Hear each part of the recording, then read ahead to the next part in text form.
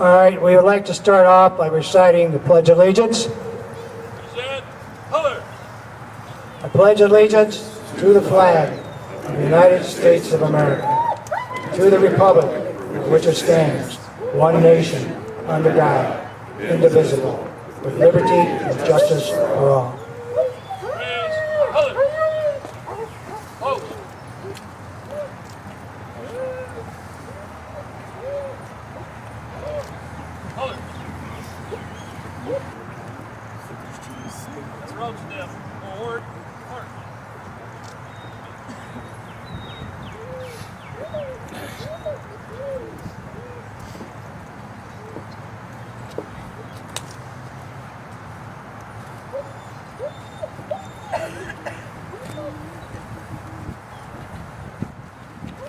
Today we're here for one purpose, and that is to honor and show our respect for canines that serve and protect us. The military dog saved thousands of lives on the battlefield. The law enforcement dog protect his partner in our communities. The search and rescue dog to find our lost children, our seniors who got confused. Our service dog to give our handicapped more independence. Our therapy dog to comfort the ill and the elderly. And our new companion dog, give those suffering from PTSD a sense of security. That's why we're here today, and we will honor them. I'd like to start off by an invocation by Colonel Mindy Albright.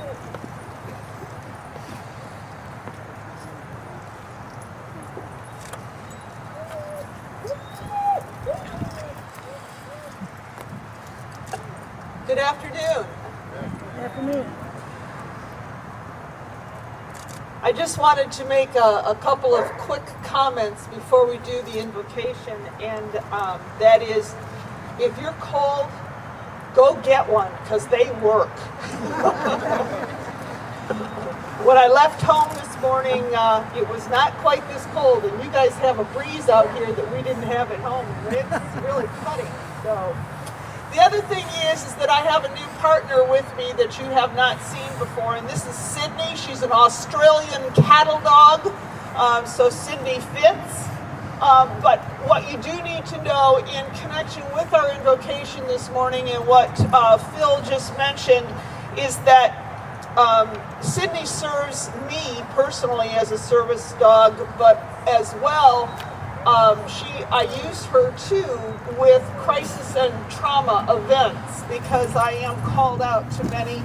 This dog poured her heart out last week with the suicides at Clawson schools, and she saw in one day, she saw about 125 students that rotated in and out through the whole day, and she just poured her heart out because I tell you, for the next 2 days she slept. So what's being done with these dogs is incredible all across the country, and we are so proud to be able to be their partners. We stand here today on hallowed ground, and we're here today to honor those who have served our country, those who have stood on the wall for us and given their lives so that we may stand here today living free to be free. Let's pray. Father, we come before you. We need you to constantly remind us of our gift of freedom that you have given. The guardians of freedom enforced by the handlers and the canine, who gave everything to make sure that the future generations continue to know life in a free and republic society. Remembering those who have given the ultimate sacrifice is only half of the task that is before us today. We must also carry their love, honor, dedication, and duty forward to the future generations. Our children must know who they were, both handlers and canine, what that they did, who they did it for, and why they did it. That's what makes this place special, a memorial of remembrance. To do anything less would be a disservice to their sacrifice and their memories. The sacrifices they made created a clear pathway for us to continue on. We must never waver from that path of freedom and democracy. Because of those ultimate sacrifices that have been made for generations, creates this nation to be the most desired in the world. Help us, Lord, to take their memories, their dreams, and walk forward, shouldering the cause of freedom never to be stolen or altered. Carry it high and carry it proud. They did, and now we must. Show us how we must walk forward for them and for our children. We must never forget that these teams, what they did for us, and that freedom isn't free. Amen. Amen.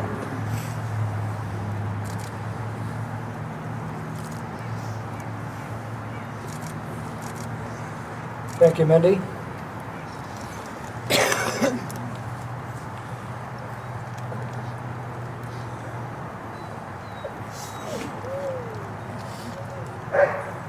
Now I'd like to ask Senator Mike Colwell, please step forward.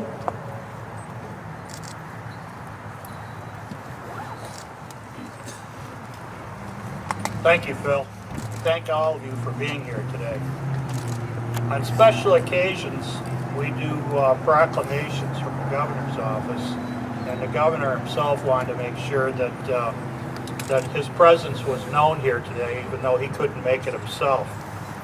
So he sent along this proclamation to dedicate today as Canine Veterans Day. Whereas military working dogs have been used in U.S. Armed Forces since World War I, on March 13, 1942, the Quartermaster Corps, the U.S. Army began training dogs for the newly established War Dog program, also known as Canine Corps. And whereas today military working dogs serve alongside our men and women in uniform, both on active duty and serving in the reserves, the Army, Navy, Air Force, Marines, and Coast Guard. And whereas it's only fitting that we remember and honor the dog handlers and their faithful canine partners for their service sacrifices during World War I, World War II, the Korean War, the Vietnam War, and many other conflicts around the world. And whereas on this day, we encourage all Michiganders to honor the forgotten hero dogs who help to continue to help sustain the protection, safety, and freedom of citizens in Michigan and throughout the United States. Now therefore, I, Rick Snyder, Governor of the State of Michigan, do hereby proclaim March 13th, 2017 as Canine Veterans Day in Michigan, and it's signed by the Governor, Rick Snyder.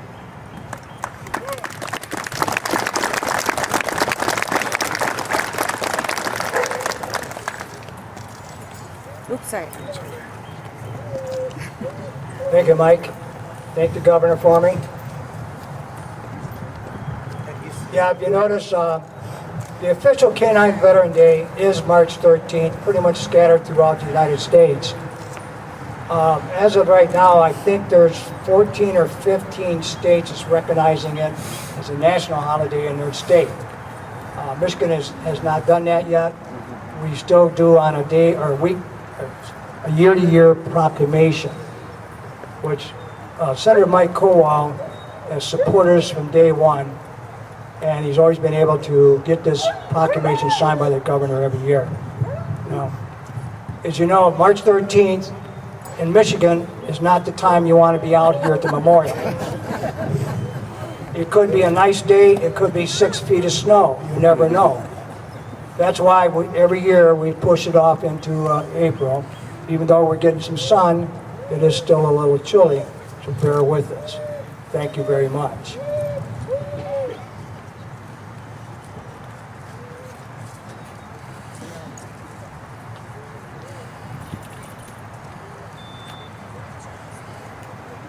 Now I'd like to ask the Oakland County Sheriff's Office Canine Unit, Deputy Richardson, to step forward.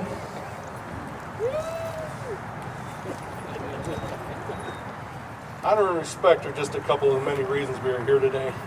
So many among us have raised their right hands. Each decision why was an individual choice. Whether you were drafted or volunteered, a choice was still made to serve. We all knew the possibilities from that choice, each knowing what could happen to us. None of us will ever forget that experience. Those of us that stood next to you and by us and died for us. It was an honor to take that oath, an honor to be part of something that was larger than me alone. It was an inner pride. Over time, the meaning of honor has changed for me. From a feeling of that inner pride to now being a piece of me, a piece of my heart and my soul, sacred now to the end. All that said, I chose my path. I chose to raise my hand, chose to stand next to my brothers and sisters. I chose to do what I do, just as each of us does. Human terms such as honor, courage, commitment, respect, that doesn't matter to dogs. It never changes them. It's what they are. It's why they're so special to many of us. So many that never that have watched a working dog do what they do best. They find things that never would have been found without them. We're here today to honor some special animals that didn't have the choices that we humans do. These dogs did what they do for many reasons, but none of which was by choice. Some were bred for it. For others, it was just their nature, their special temperament. They must have an unbridled passion to work. That's why they are picked. Ultimately, however, being a military work dog was not a conscious decision on their part. The choice for these animals to be working dogs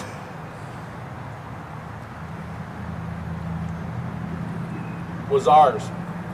Each dog is chosen, however, for a reason. Capable animals are special. There are many fellow trainers like me that say that they either have it or they don't. And those that do have it would prefer to do nothing else. It's their nature and their eventual legacy. To this day, those special dogs continue to work side by side with warriors, doing what they do best. I remember and honor from the heart today because working dogs are now part of me, just as much as honor is. In the Oakland County Sheriff's Office Canine Unit, we currently serve the Oakland County residents and surrounding areas with 15 canines. 9 are patrol narcotics dogs, 3 are patrol dogs, or patrol bomb dogs. 1 is a single-purpose narcotics dog, 1 is an arson dog, and 1 is an undercover narcotics canine. And just as military work dogs assist our warfighters, police canines are very similar in how they assist us. They're just as capable of being trained to do the same reliable levels as the military work dogs are. This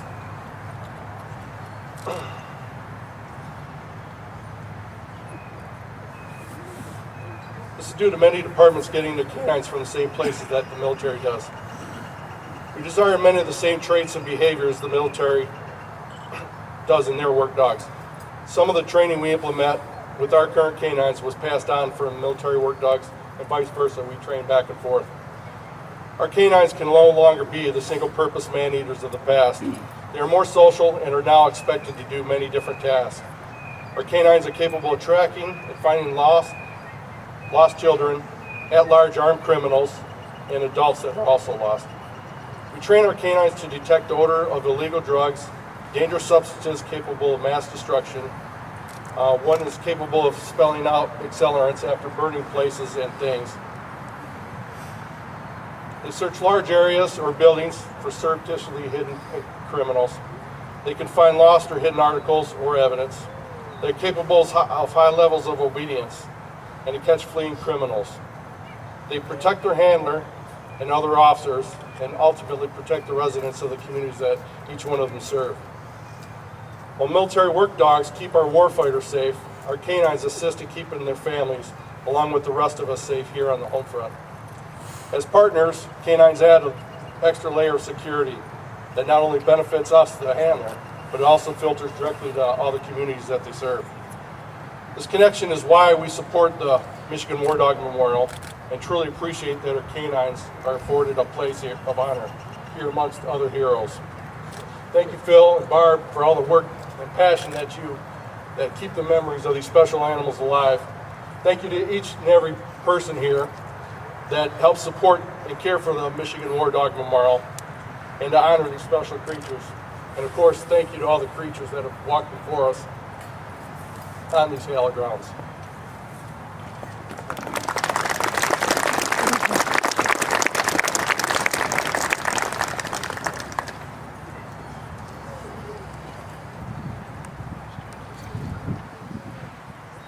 Thank you, Mike.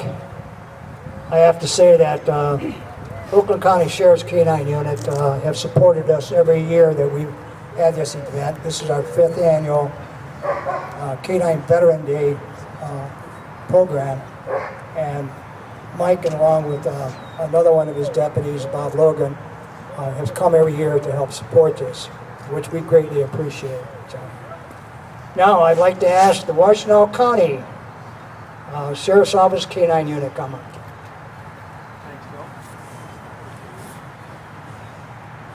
Good afternoon.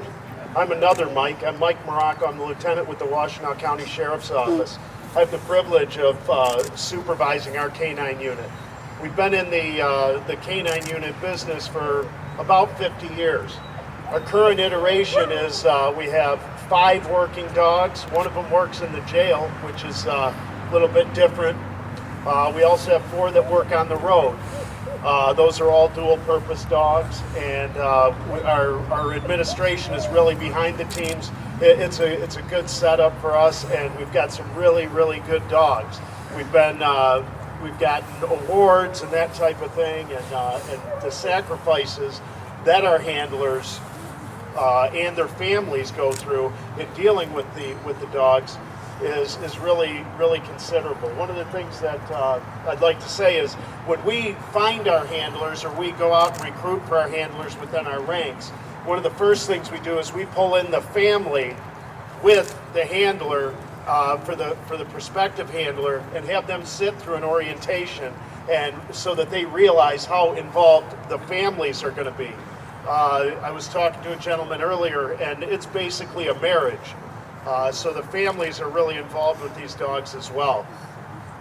So one of the things I wanted to do is talk about, I wanted to give you a couple stories of things that our dogs have done, and see what you think of that. They can go out and they can do things that humans can't. They smell better, they hear better, and based on that we can use them as a tool to locate things that other people can't locate. So one dog, Belgian Malinois, named Ziva, I earlier in my career was able to work with her handler, and we were working in a subsidized housing area, kind of a problem area with its challenges. And one of the things we used to do is we would take Ziva and go for a walk. Just walk around, see what's going on. You'd be able to engage with the community. Also, some of the bad guys who were there would make sure that they didn't want to be around when the dog was there. So it was a win-win all the way around. Well, we were walking down the street, and all of a sudden Ziva just goes like a shot towards a car. Well, the handler, the intelligence is on that end of the leash. So the handler's pulling Ziva back, saying, "Get over here, what are you doing?" Well, we go back, and Ziva wouldn't let it go. We end up doing a knock and talk and getting a person to come out and open the vehicle, who was their vehicle. Well, they had 5 pounds of marijuana, firearms, just unbelievable seizure, based completely on the dog. And very, very important. Ziva passed in 2013 after only 5 years of service. Very good working dog. The next one that I had is the handler's actually here, Rick Hout. He had, we had one of our large businesses in Ypsilanti Township they had all kinds of metals that could be stolen and used and get some income for people. Well, these pieces they were taking were of solid copper and brass they ended up doing almost $200,000 worth of theft out of this one yard.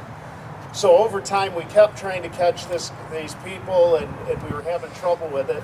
We end up one night, it just happens that the gentleman gets out there, and we get a call to get out there. Well, Rick gets there with his canine Argo, and after we search this area, again, big several acre area, we can't find anything. So he decides, well, let's give Argo a shot. Takes him off lead, get all our people in one spot, take Argo off the lead. He goes directly to a spot maybe 20 yards away from where we're all standing, where the guy was hiding in a spool. Took him into custody. He was subsequently convicted and whatnot. We could have been there all night and we wouldn't have found him. The dog, once we let the dog off lead and let him do what he wanted to do, he found the guy immediately. So why are you taking me over here? The guy's here. So those are some real special things that the canines can do, and I thought those were a couple good stories to demonstrate our need for them in law enforcement. I'd like to thank Phil for inviting us out here.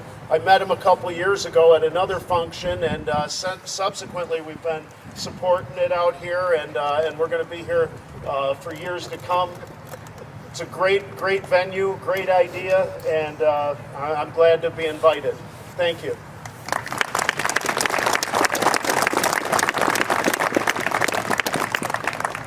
Thank you, Mike.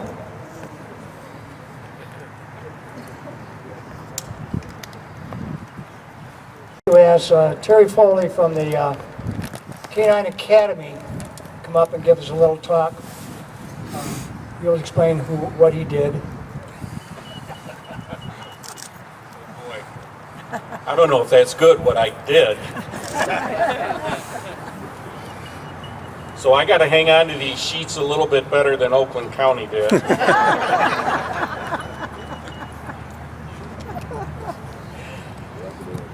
First of all, thank you and welcome. For those that don't know me, I'm Terry Foley. I am a retired police officer of 29 years. I was blessed to be a canine handler for 25 of those years. I had 3 full-service working dogs and 1 golden retriever that did some bomb work for me. All of those dogs have passed and are in my heart. But I also, with my wife and I, we took on the venture of owning what is now called the Canine Academy Training Facility. At our facility, we are currently training over 70 law enforcement and hospital private canine teams. We are also training up to 60 different civilian obedience teams, classes each month. I am also the president of the National Association of Professional Canine Handlers that has just under 1,000 members with 28 U.S. states represented, Canada, and we have members from the Netherlands. And what Phil asked me to come here and talk to you about today is the emphasis of training. As you've heard from our current speakers here, they are telling you about the abilities of what these dogs have and what they can do for us throughout our life.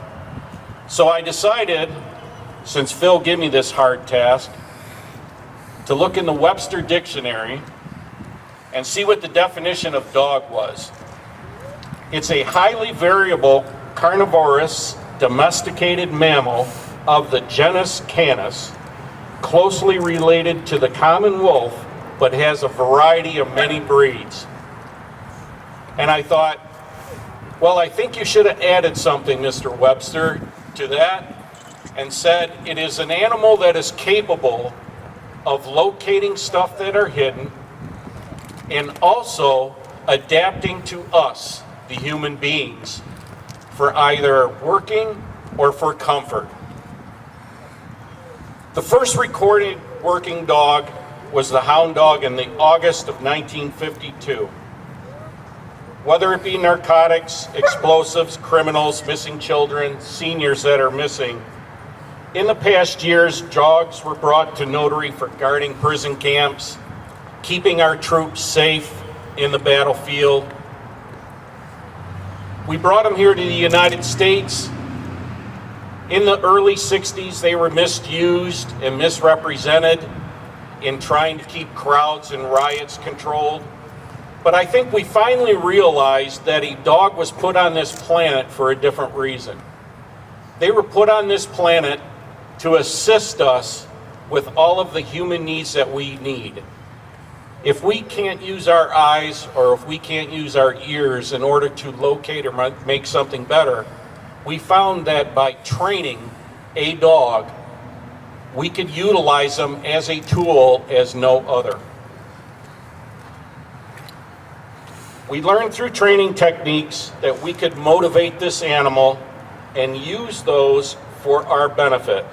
Our training techniques continued to improve, and we also learned that the dog can be done to use multitasking and not just one thing. We learned through training that the dog could be used to protect us for that intimidation, but also to calm a situation. We understand that utilizing the olfactories that were God-given to these animals, that they could locate these hidden things for us that we could not find. When I started over 30 years ago, the working dog had to live outside. We have learned over the years that these animals can adapt to us and be part of the human portion of our lives by living inside, being with us, being amongst everything that we throw at them when it comes to our outside world. Because of training, the sociability of the dog has better relations for you, our community, and the working world. Over 16 years ago, a security officer at the St. Joe's Mercy Hospital in Ann Arbor approached us wanting a certified working dog to be assigned inside a hospital. Yes, there have been therapy dogs inside of hospitals before, but this concept of having a working dog inside the hospital was unheard of at the time. This person, Paul Adams, who was also a master trainer of our organization, started a German Shepherd and became the first certified obedience trained, aggression control trained, and explosive detection trained canine inside a hospital in the United States. Paul then became in charge of 5 different teams for that hospital. There are currently over 30 hospital teams working with dogs inside the hospital with all these capabilities. Again, due to the training that we have provided, these dogs have adapted to what we need them for. I am sad to say that Paul Adams is not here today, so I could introduce him, as he passed away from cancer last February. But Paul's memory of being the first canine handler to be in the hospital will not be forgotten. Understanding that every dog and their handler has their own personality and feelings, I think that has always been one misconception, that our dogs don't have feelings. And if somebody says that, I think you can look around where you're at right now and understand our dogs do have feelings. To understand the ability to assist us humans in the quest that we make for this world to be better, not by brute force, but by motivation. You can teach the dog the difference between right and wrong. You can teach a dog to accept the human race. You can teach them to use their God-given ability to help us. All they ask from us is your praise, your heartfelt love for them. I think they're the cheapest thing around working for us today. On behalf of myself, I would like to thank all of you for being here, all of the dogs being here, to the servicemen who have served. Thank you. From all of us law enforcement people who commit every day to training their animals above and beyond, I thank all of you. Phil and Barb, thank you for having us all here.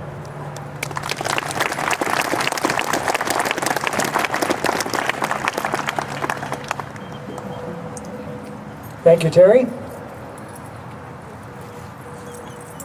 Now I'd like to ask Tom Stevenson to step up and the white collar canine security forces.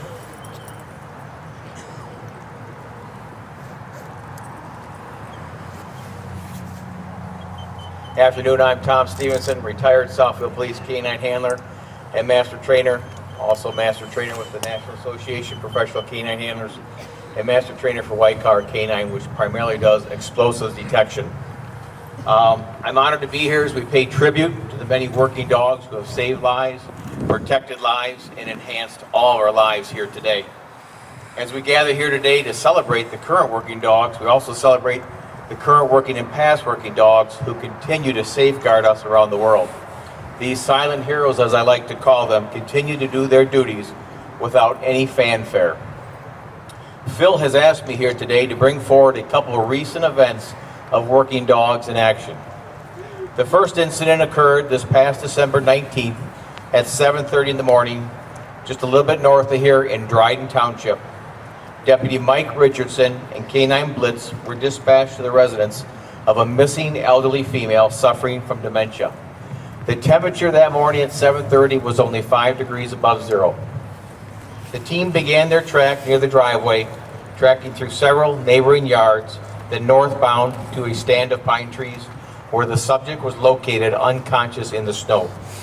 EMS was summoned and treated the woman for hypothermia and was able to revive and transport her. Our congratulations to Deputy Mike Richardson and Canine Blitz to a job well done. Thank you, John. Great job, Mike.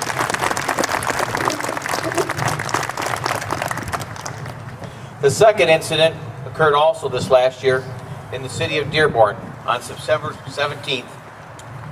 This incident originally came out as just a shots fired run at 21918 Michigan Avenue. As officers arrived, it was revealed that 3 subjects had been shot and that the suspects were fleeing the area in a Chevy Malibu. Handler Mark Farnham pursued the suspect vehicle along with other units. The vehicle later collided with police vehicles, and the driver, who was a suspect in the 3 attempt murders, fled the car.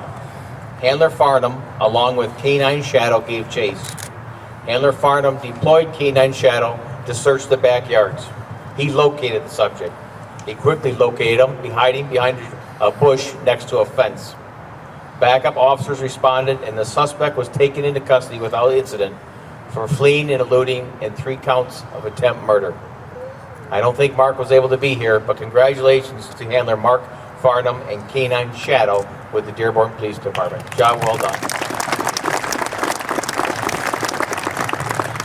What you hear today is just a small sampling of the great work that your canines in this area do.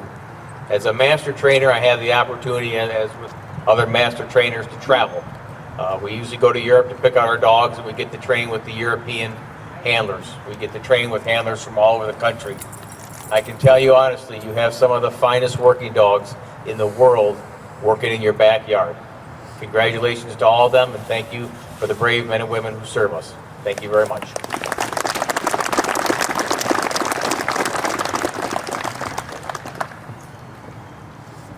Thank you, Tom.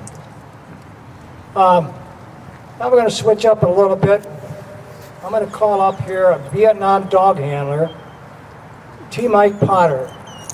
T. Mike, could you come up to the podium, please? I'm going to give you a little talk about what it's like to be in the battlefield with a canine.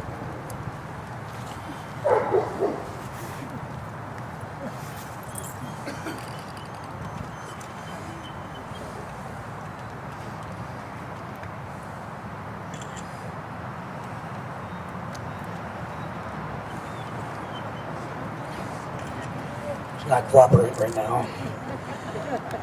Yes, I'm another Mike, T. Mike Potter. I want to thank Phil today for inviting me to come up here and talk about canines in combat. Through the history, the U.S. started using canines in World War I, and they used them mainly for messenger-type dogs. And then just about the time World War II started, we had a group of professional dog handlers, Canines for Defense, pushed for us getting involved with dogs for our soldiers. So that started, as they said, in March 13, 1942. And they had a number of type of dogs that they used, including messenger dogs, but they also had, let's see here, these mine aren't blown away. They had messenger dogs, of course. They had casualty dogs that helped find the wounded. They also had what they call sledge dogs. They went out and helped these pilots that were bailing out in alpine areas. And they had pack dogs that carried up to 40 pounds. And of course they had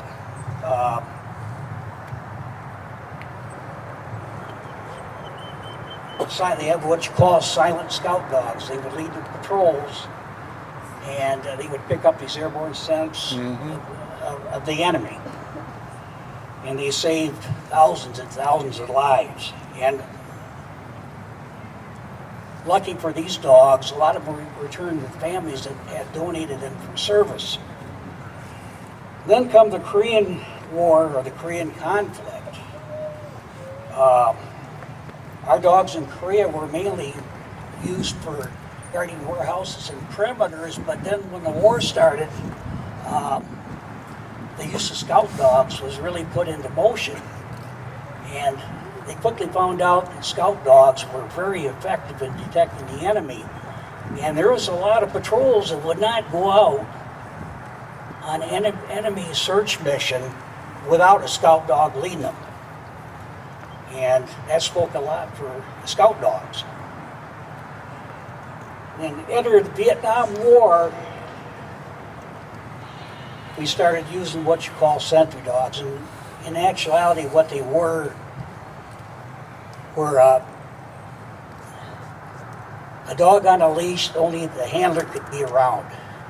They were very aggressive, and these sentry dogs were used mainly to patrol the perimeters of bases. And they were very, very effective because these sentry dog teams would detect the enemy on the wire, past the wire, inside the wire. The important thing was the detection. Their job was to notify command that there was a possible enemy penetration or an actual penetration happening. And then his job was to try to stop that threat. And unfortunately, a lot of sentry dog handlers were killed. But it was something that saved thousands and thousands of lives. All the Air Force bases in Vietnam and Thailand never had a base overrun. They might have been penetrated, but they were never overrun. And these dogs had such drive that in one case, January 13th, 1970, Ubon Air Base, Thailand, on the Laotian border, we had one dog that pursued the MVA Zapper team from the wire across the runway and was shot multiple times before he finally died a few feet from one of the NVA Zappers. In 1968, I had the honor of being in the first patrol dog class down at Lackland Air Force Base, Texas. This was the beginning, after we passed a 120-day evaluation, this was the beginning of what we have today. Your patrol, explosive protection dogs. This made this possible because this was a dog you could work in a crowd. They were a very social dog. They could track, they could do building search, they could do sentry duty, they could do it all. And needless to say, these dogs have really evolved in the past 30, 40 years. And when I got out of the service in 1971, there wasn't a department around my area in Lansing, Michigan that had a dog team or dog handlers. And I practically begged for them to start one. State Police had them. And look at now. God bless our guys who are out there in law enforcement right now, because you guys are doing a good job. These dog senses are just unbelievable. The first thing you learn to do is to trust your dog. You trust what he's trying to tell you. He's smelling, he's seeing, he's hearing something. You better pay attention. You better trust him, because he's trying to tell you something. Whether that's a bomb, whether that's an insurgent, a bad guy, or whatever. Thank you.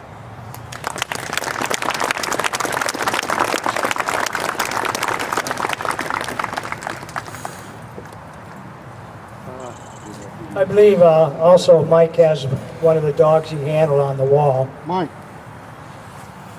This one. I know that some of you have asked some questions about the Vietnam Wall that we have over here to my right. It was 2.5 years of searching and trying to find all the information of how many dogs were deployed to Vietnam.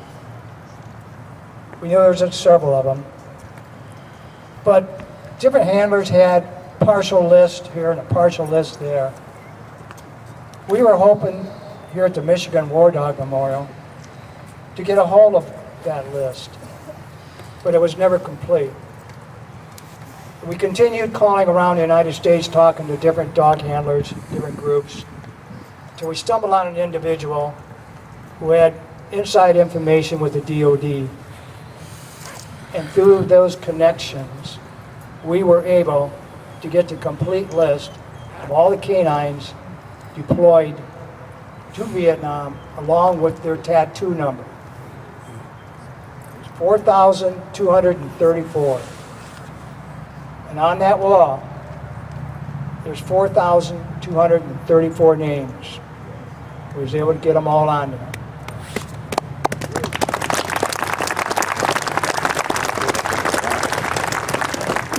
And of course, some of you know the story, some of you do not. At the end of the war, the word came down. They're going to pull out of Vietnam. Soldiers alike were extremely happy. The handlers ran to the kennels, grabbed their partner, gave him a big hug and said, "Buddy, we're going home. Getting out of this godforsaken place." 2 weeks later, a message came down from Washington, D.C. The message read, "Leave the dogs." They couldn't believe it. How can you leave these dogs? They saved over 10,000 lives during this war. How can you leave them? A bureaucrat sitting behind a desk in Washington, D.C. felt it'd be a logistical nightmare. It's possible they'd bring home diseases from Vietnam. So the choice was given to them, given to the South Vietnamese Army, or put them down. Now, giving them to the South Vietnamese Army was a problem. The dogs were trained on the Vietnamese scent. And he wouldn't know south from north. You give them to a South Vietnamese, you tear them apart. So over 3,800 dogs were put down. That is why we erected this wall. That is why we should never ever let that happen again. And this is a memorial that will live on forever with all their names. Those that served our country and sacrificed and saved lives, they will be on this wall forever.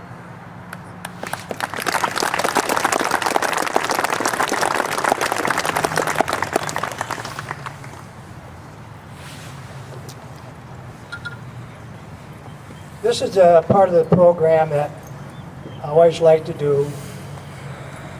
Over the last year, we have lost some canines. And you know, when you look at these service dogs and you get so tight with them, the bonding is super high. If they have only one fault, is they don't live very long. Their lifespan is way too short. I'd only wish that these dogs would live as long as we do. But unfortunately, that's not God's will. So we have to contend with it. So what I would like to do at this point is I want to honor these dogs that are no longer with us.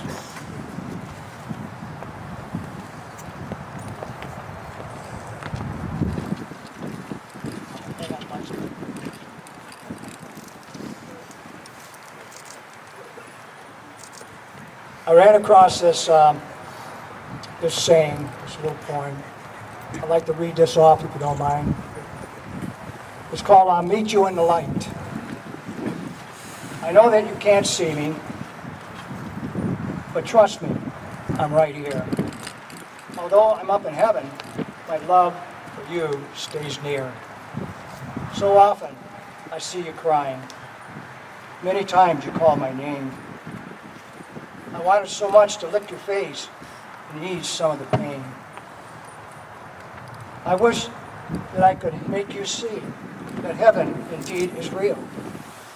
If you could see me run and play, how much better you would feel. But our loving God has promised me that when the time is right and you step out of the darkness and meet me in the light.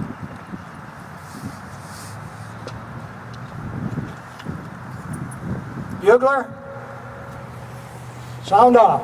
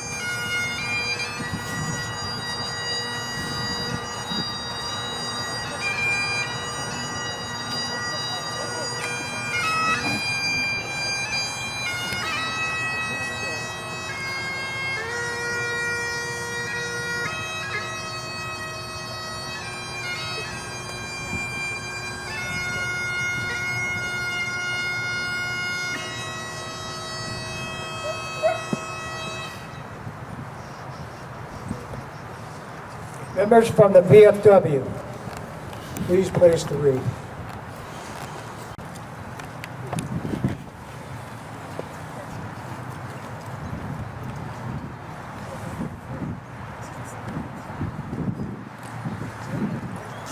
I'd like to have the Hannibal German Shepherds Canine Salute team. This is called a Canine Salute to their fallen comrade.